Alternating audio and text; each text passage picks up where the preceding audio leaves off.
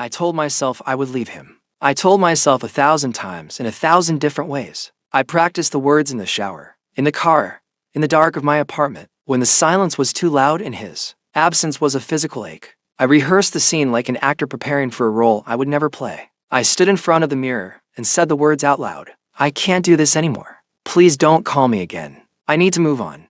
I said them until they felt like the truth, but I still answered when he called. It was 3 weeks after I had closed the door on him. 3 weeks of silence, of blocked numbers, of telling myself I was finally free. 3 weeks of waking up every morning and reaching for someone who wasn't there. 3 weeks of pretending I was okay, of going through the motions, of smiling at customers in the bookstore and coming home to an empty apartment that felt colder than it ever had before. His name appeared on my screen at 11:47 p.m., a number I hadn't saved but knew by heart. I stared at it for a long time, my thumb hovering over the decline button. I wanted to decline it. I wanted to prove to myself that I was strong, that I had changed, that I was done being the person he called when he couldn't be with someone else. I wanted to be the person who walked away and never looked back. My thumb pressed accept. SCO Jun. His voice was rough, familiar, like coming home to a house that was already burning. I need to see you. I closed my eyes. I could feel myself falling already, the ground giving way beneath my feet. My heart was pounding. My hands were shaking. I hated myself for how much I wanted to hear his voice. I can't. Please. The word broke something in me. It always did. It wasn't a demand. It wasn't a manipulation. It was just a plea, raw and desperate, and I was too weak to resist. Where are you? Outside. I walked to the window. His car was parked across the street, the engine still running, the headlights cutting through the darkness. I could see his silhouette behind the wheel, his head bowed, his hands gripping the steering wheel. I should have closed the curtains. I should have turned off my phone and gone to bed. I should have done anything except what I did next. I went downstairs and opened the door. He was at my door within minutes. I don't know how long I stood there waiting. Maybe seconds, maybe hours. Time had stopped making sense. It looked terrible. Dark circles under his eyes, his dark hair unwashed and falling across his forehead, his clothes rumpled like he'd been sleeping in them. He looked like he hadn't slept since I closed the door on him. Maybe he hadn't. Maybe I hadn't either.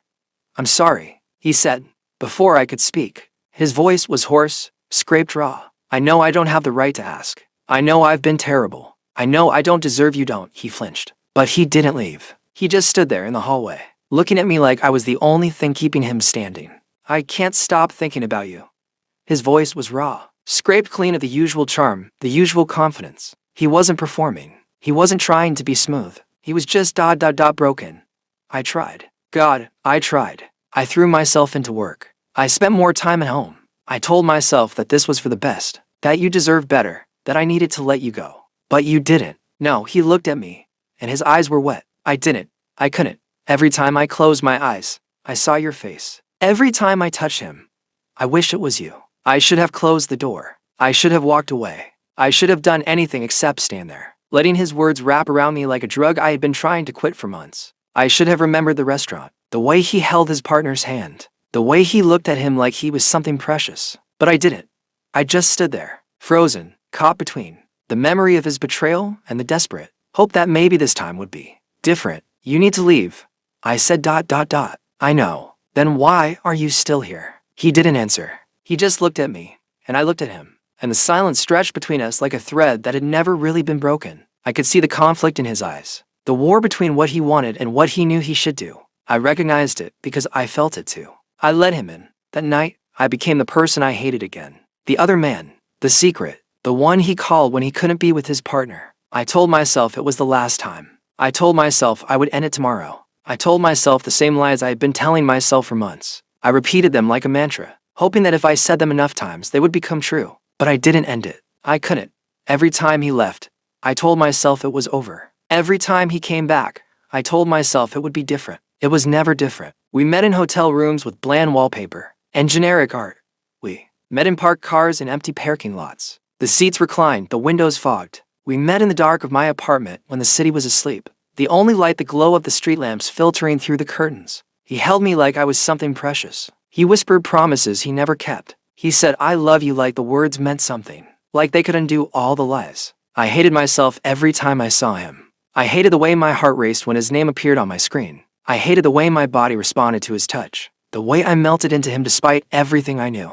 I hated the way I counted the hours until I could see him again. the way I rearranged my schedule around his, the way I waited by the phone like a dog waiting for its owner. But I still let him touch me. The jealousy started slowly, like a fever I didn't notice until I was already burning. It began with small things. A picture I saw on social media, him and his partner at a dinner party, his arm around the other man's shoulders, both of them smiling. A comment from a mutual friend about how happy they seemed. A passing remark he made about something they did together over the weekend. Each one was a needle, small and sharp, pricking at the edges of my consciousness. I tried to ignore them. I told myself it didn't matter.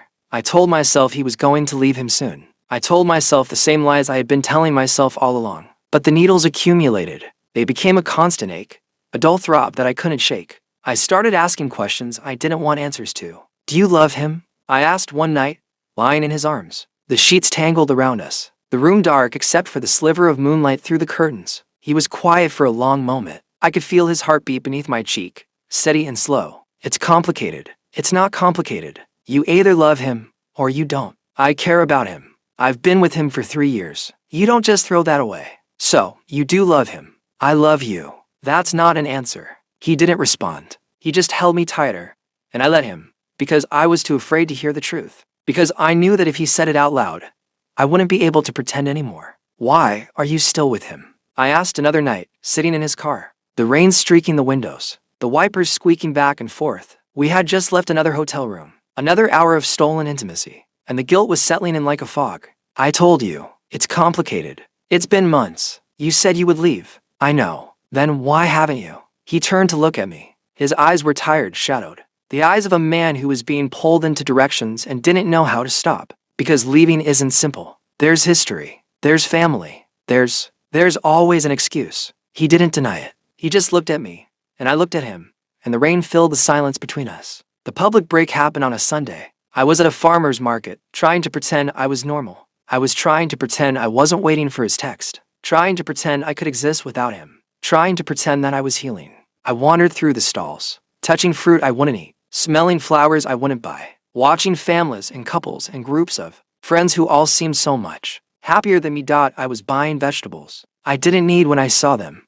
He was with his partner. They were walking through the market, hand in hand, laughing at something. His partner, the man with the light brown hair and the easy smile, leaned into him, and Heijin put his arm around his shoulders, and they looked like every other couple in the market. They looked happy. That was the version of him I would never have. The public version. The one who held hands in daylight, who bought flowers for no reason, who looked at his partner like he was the only person in the world. The version that belonged to someone else. I stood there, frozen, a bell pepper in my hand, watching the man I loved be someone else's partner. I watched him kiss his forehead. I watched him buy him flowers, a bouquet of sunflowers, bright and cheerful. I watched him look at him like he was something precious. He didn't see me. He never saw me when he was with him. I don't know how long I stood there. Minutes, maybe. Hours. Time had stopped making sense again. The market continued around me. People flowing past, voices chattering. But I was trapped in a bubble of silence, watching the life I would never have. I left the market without buying anything. I drove home with my hands shaking on the wheel, my vision blurred with tears I refused to shed.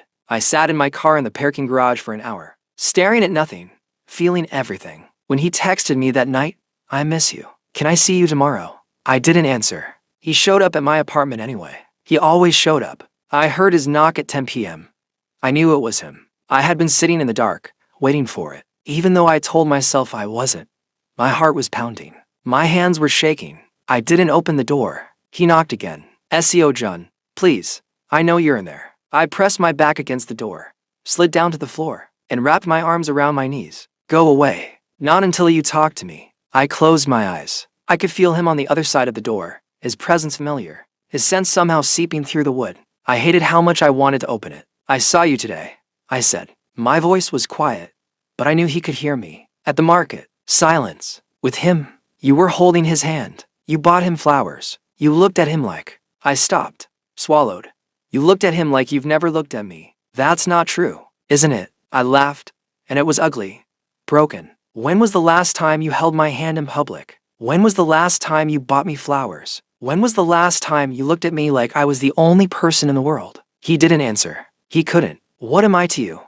I asked. The question hung in the air between us, heavy and damning. I heard him take a breath. I heard him press his hand against the door. I heard him struggle to find words that wouldn't come. The hesitation lasted only a second, but it was enough. It was more than enough. It was the answer I had been dreading for months. He didn't know what I was to him. Or worse, he knew, and he couldn't say it. That's what I thought, I said. Seo Jun, I need you to leave. Please, just let me explain. There's nothing to explain. You've been telling me the same thing for months. I'll leave him soon. It's complicated.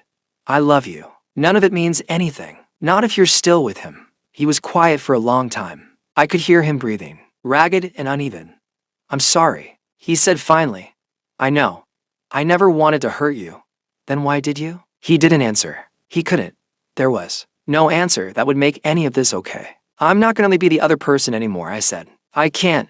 It's killing me. I heard him sigh. I heard him press his forehead against the door. I heard him whisper something I couldn't quite catch. Then I heard him walk away. That night, I blocked his number. I deleted his messages. I cleared his name from my phone, my computer, my life. I told myself I was done, that I deserved better, that I would find someone who could give me everything without hiding me in the shadows. I went to bed alone. I woke up alone. I went to work, came home, ate dinner, watched television, pretended I was fine. I was not fine.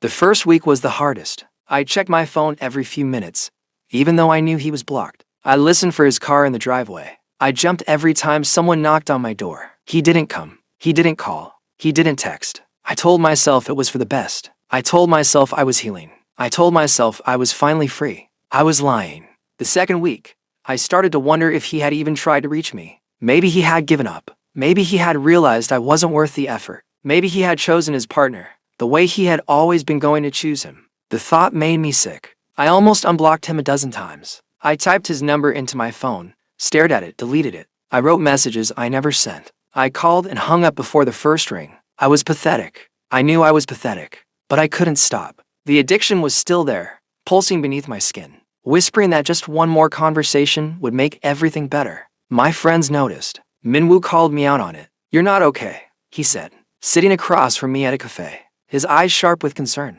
I'm fine. You're not. You've lost weight. You're not sleeping. You flinch every time your phone buzzes. I'm dealing with it. Are you? Because it looks like you're waiting for him to come back. I didn't answer. I couldn't. Seo Jun. He reached across the table and took my hand. You deserve better than this. You deserve someone who chooses you, not someone who keeps you a secret. I know. Then act like it. I wanted to be angry at him. I wanted to tell him he didn't understand. But he did. He understood better than anyone. He had watched me fall apart. He had held me while I cried. He had told me to leave 100 times, and I had ignored him every single one. I'm trying, I said. Try harder. The third week, I heard from him. Not directly. A mutual friend mentioned that he had been asking about me, that he looked terrible, that things with his partner were falling apart. I told myself I didn't care. I told myself it wasn't my problem. I told myself I was done. But that night, I unblocked his number. He called the next day. I let it ring. My heart was pounding so hard I could hear it in my ears. My hands were sweating. My mouth was dry. He called again. I answered. Seo Jun. His voice was hoarse, wrecked, barely recognizable. I need to see you. I don't think that's a good idea. Please, just hear me out. I'm not asking for anything. I just need you to know. He stopped. Swallowed. I ended it. The words hit me like a physical blow. I couldn't breathe. I couldn't think. I couldn't do anything except stand there. Phone pressed to my ear, trying to process what he had just said. What? I ended it. With him. It's over. I wanted to feel relief. I wanted to feel joy. I wanted to feel anything except the hollow emptiness spreading through my chest. Why? Because it was wrong. Because I've been lying to myself for years. Because I was staying out of obligation, not love. Because his voice cracked. Because I couldn't keep pretending that you weren't the only person I wanted. I wanted to believe him. God, I wanted to believe him. But I had been burned too many times. I had heard too many promises that never came true. Why now? Why not months ago? Why not when I asked you to? Because I was scared. Because I was weak. Because I thought I could have both. Because I didn't want to admit that I had wasted 3 years of my life on someone I didn't love. And now I'm tired of lying. To him, to you, to myself. I was quiet for a long time. He didn't push. He just waited. The silence stretching between us like a bridge I wasn't sure I wanted to cross. I don't know if I can trust you. I said finally. I know. You hurt me. More than anyone has ever hurt me. I know. You made me hate myself. He didn't respond. I could hear him breathing on the other end of the line, ragged and raw. I'm not asking for forgiveness, he said. I'm not asking for another chance. I'm not asking for anything. I just needed you to know that I finally did what I should have done months ago. Why? Because you deserve better, even if I'm not the one who gives it to you. I didn't see him. For 2 weeks after that, I needed time to think, time to process, time to figure out if I could ever trust him again, or if the damage was too deep, too permanent. I went to therapy. I talked about the guilt, the shame, the addiction. I talked about the way he made me feel, the way I hated myself for loving him, the way I couldn't seem to let go even when I knew I should. My therapist asked me what I wanted. I don't know. I said, yes, you do. I thought about it, really thought about it. I thought about the way he looked at me, the way he touched me, the way he said my name. I thought about the lies, the secrets, the endless waiting. I thought about the farmer's market, the sunflowers, the way he held his partner's hand. I want to stop hurting. I said, then stop letting him hurt you. It sounded so simple, but it wasn't. It was the hardest thing I had ever tried to do. When I finally agreed to meet him, it was at a neutral place, a cafe, mid-afternoon, bright and public. No shadows, no secrets, no hotel rooms or parked cars. He was already there when I arrived. He looked different, thinner, maybe, tired. But there was something else in his eyes, something I hadn't seen before. Clarity. You look different, I said, sliding into the seat across from him. I feel different. How? He was quiet for a moment. Then, I've been seeing a therapist to figure out why I did what I did, why I hurt you, why I hurt him, why I was so afraid of being alone, that I destroyed everyone who cared about me. I didn't know what to say. I hadn't expected this. I'm not looking for excuses, he continued. There's no excuse for what I did. I lied to you. I manipulated you. I made you feel like you were the problem when I was the one who couldn't be honest. You did. I know.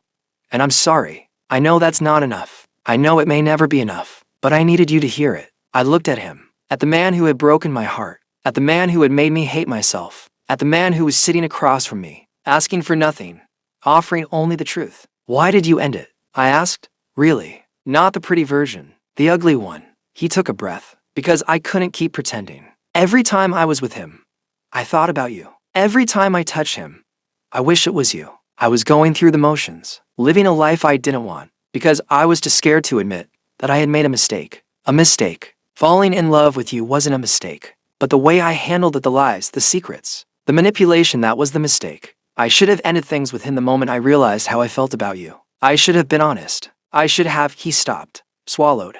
I should have chosen you. I wanted to believe him. I wanted to believe that he had changed, that he was different, that he wouldn't hurt me again. But I had been wrong about him before. I don't know if I can trust you, I said. I know. I don't know if I can ever trust you. I know. So, why are you here? Why are you telling me this? He looked at me for a long moment. Because you deserve to know the truth. Not because I want something from you. Not because I'm hoping for another chance. Just because you deserve better than what I gave you. We started meeting after that. Not as lovers. Not as anything. Just two people talking. Trying to figure out who we were after everything that had happened. He told me about the breakup. How his partner had cried. How his family had been disappointed. How he had lost friends who couldn't understand. Why he would throw away 3 years for something that might not even work out. I told him about the months I had spent hating myself. About the guilt. The shame. The endless nights of wondering if I was the villain in someone else's story. About the therapy I had started. The walls I was trying to tear down. The person I was trying to become. We weren't healing together. We were healing separately, in the same room, watching each other struggle. It wasn't easy. It wasn't clean. There were fights, tears, moments when I wanted to walk out and never come back. There were moments when he looked at me with so much guilt that I could barely stand to be in the same room. But we kept showing up. The turning point came on a rainy Tuesday. We were sitting in the same cafe where we had first met after the breakup. He was quiet, staring at his coffee, his dark hair falling across his forehead. I've been thinking, he said finally. About what? About us. About what I want. About what you deserve. I waited. I'm not going to ask you to take me back. I'm not going to beg. I'm not going to make promises I can't keep. He looked up at me, and his eyes were steady. But I want you to know that I'm different now. Not because of you. Because of me. Because I finally realized that I was the problem, and I needed to fix myself before I could be good for anyone.